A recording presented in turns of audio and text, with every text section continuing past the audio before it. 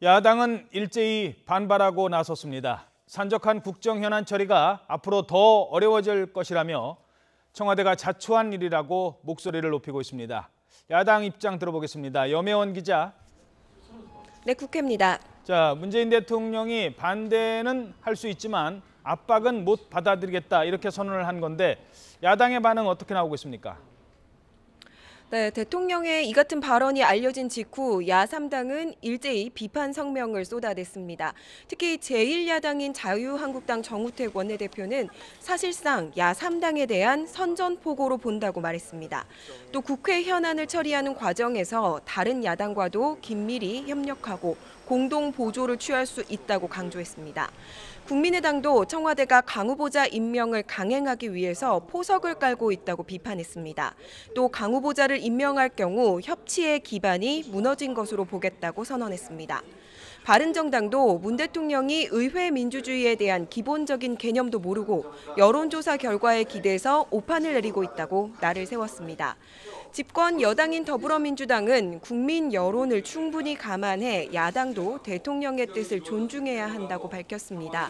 또 야당이 대통령의 국정 운영을 뒷받침하는 장관에 대해서 필요 이상으로 공격하고 정쟁의 수단으로 삼아서는 안 된다고 강조했습니다.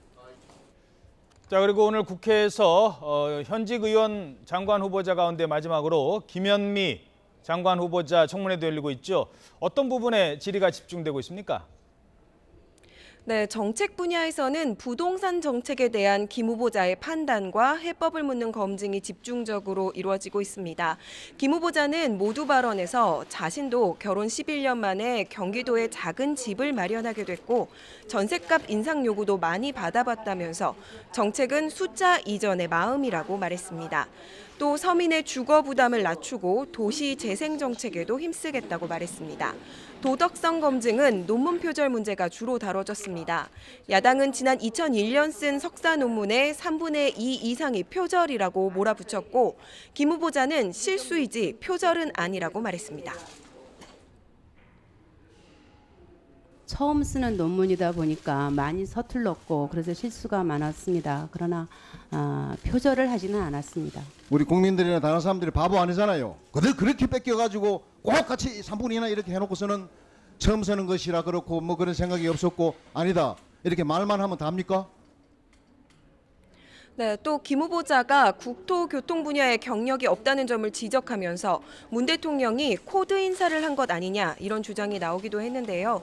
김 후보자는 동의할 수 없다고 선을 그었습니다. 한편 어제 청문회를 치른 후보자 3명 가운데 김영춘 해수부 장관 후보자의 인사청문 보고서가 오전에 채택됐습니다. 이로써 김영춘 후보자는 문재인 정부 1기 내각 후보자 가운데 이낙연 국무총리, 서훈 국정원장, 그리고 김동연 경제부총리에 이어서 4번째로 인사청문회를 통과했습니다.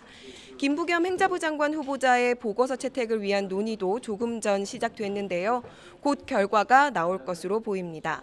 도종환 문체부 장관 후보자의 보고서 채택을 위한 회의는 내일 열립니다. 지금까지 국회에서 YTN 염혜원입니다.